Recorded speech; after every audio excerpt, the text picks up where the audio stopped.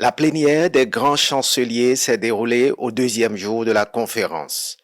Le thème du règlement pacifique des conflits a d'abord fait l'objet de deux communications introductives présentées par deux professeurs d'université sous l'écho favorable des grands chanceliers. À leur suite, les grands chanceliers sont intervenus à tour de rôle pour enrichir la réflexion.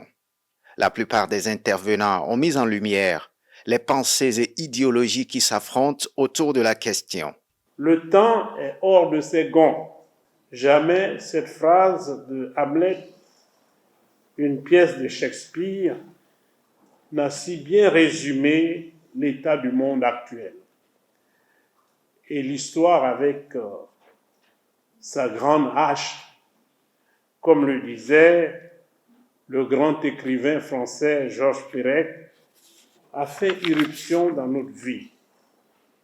Pour préserver la paix dans le monde, pourrions-nous passer d'une coopération internationale plus accrue, répondant aux enjeux du moment.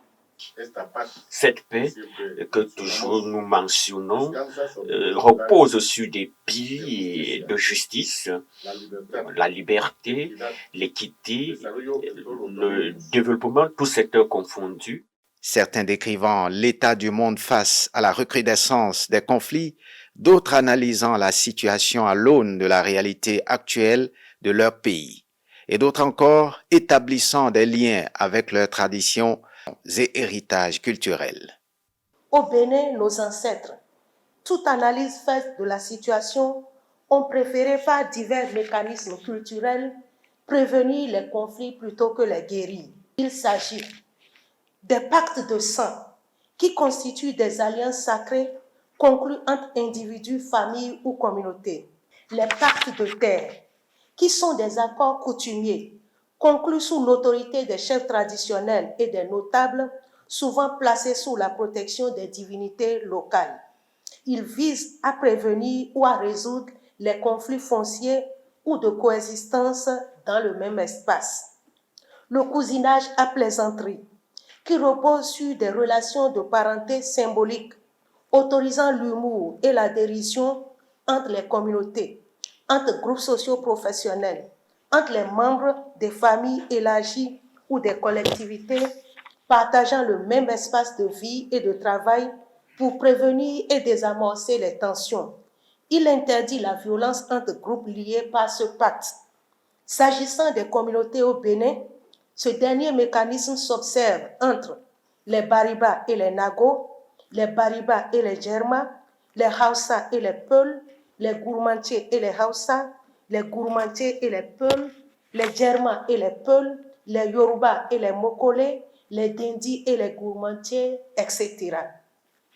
Quant aux groupes socio-professionnels, ils s'observent entre les forgerons et les Peuls, les chasseurs et les pêcheurs, etc.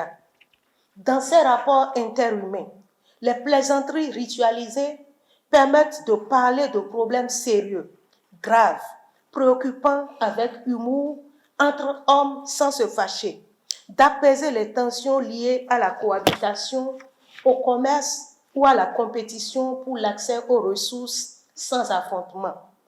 À ces mécanismes de prévention s'ajoutent des dispositifs sociaux de résolution pacifique des conflits, les conseils de sages, les cours des chefs de village et des têtes couronnées jouent aussi un rôle central dans le règlement pacifique traditionnel des conflits.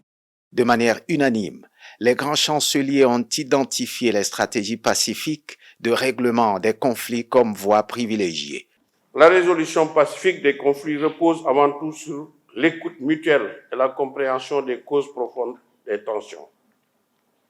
Les conflits ne naissent jamais du hasard. Ils trouvent leurs racines dans les frustrations économiques, les injustices sociales, des fractures identitaires ou des déficits de gouvernance. Le vieux soldat que je suis a trop vécu de conflits pour s'illusionner sur le fait qu'on éradiquera la guerre des sociétés humaines et de nos relations internationales. Mais je pense qu'il faut que nous sachions civiliser ces guerres. Les intervenants ont ainsi invité à une vigilance permanente et encouragé les grands chanceliers ainsi que leurs institutions à être de véritables ambassadeurs de la paix.